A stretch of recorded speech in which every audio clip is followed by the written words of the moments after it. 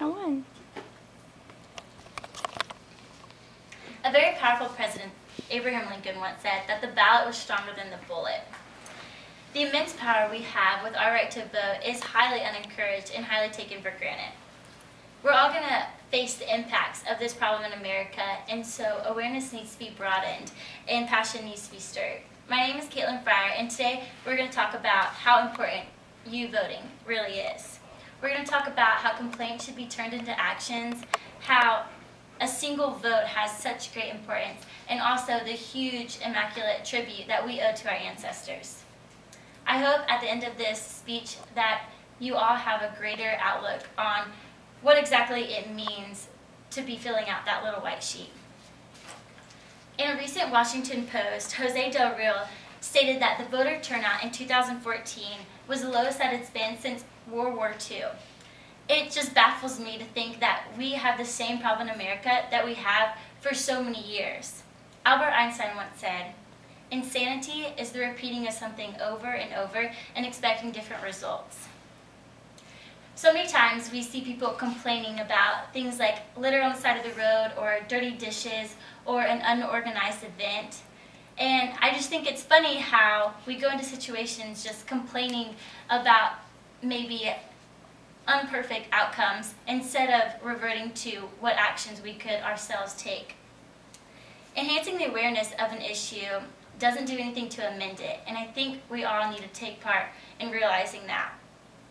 Imagine what our world would look like if our first response to a problem was, what can we ourselves do about it, instead of just complaining to a friend or family member. The responsibility of others is what we usually revert to, and this is the same with voting and government situations. We think that the administration is all at fault, instead of maybe reverting the responsibility onto ourselves and what we could have done to solve the problem or change the authorities that are in that position. We could have voted. Let's stop to think about our circumstances and what exactly our world looks like and maybe what we ourselves could do to change it. Now that we've talked a little bit about how our shift needs to be from complaining to action, let's talk a little bit more about how exactly your individual vote matters. In 2012, a handful of elections were won in less than 200 votes. That means that you and your extended family could have been the deciding factor to an entire campaign.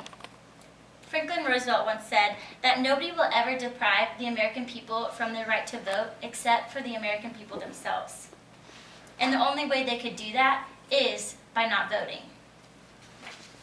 Imagine a huge water tower held up by hundreds and hundreds of screws. And imagine if you were to take out one of those screws, a seemingly insignificant screw.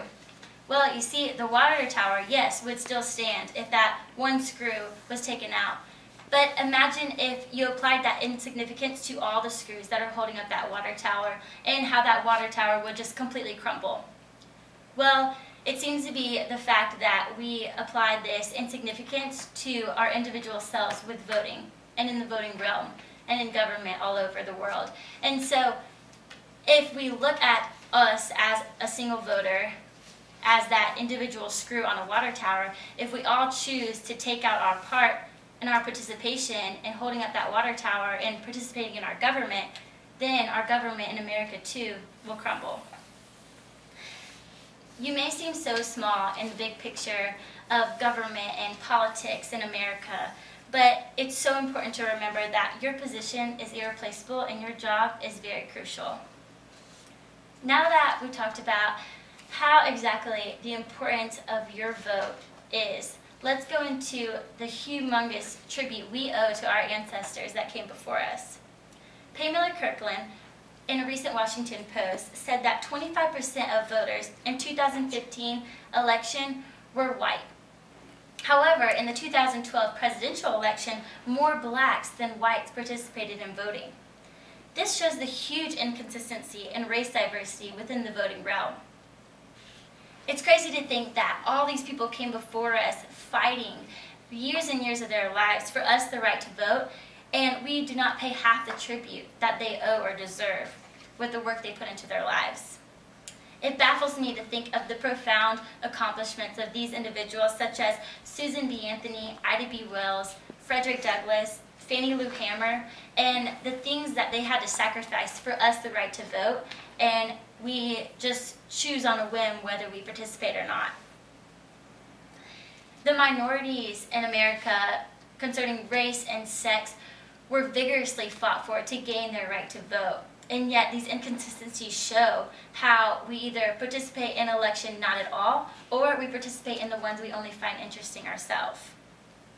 Towns were divided, families were broken, communities were split apart, the nation was divided, humongous events and situations happened fighting for our right to vote, and yet we still just act like it's no big deal. In conclusion, it is our civil duty to participate in the deciding and choosing of our government. Today, I hope I showed you that complaining needs to be changed into actions, and the immense power and importance of your vote matters. And also, we owe a tremendous amount to participate in voting to our ancestors. As brothers and sisters in this country of freedom, democracy, and equality, I challenge you to enrich your right to vote and actually participate in it. It's one of many rights that we have in America that most people in other countries around the world will never even have the opportunity to do. And so we need to take part in that right and enhance it and embrace it and actually participate in something that a lot of people don't today. I challenge you and I to both make the most of the country with the most and let your voice be heard. Let's help hold up that tower together because we all matter. Go vote.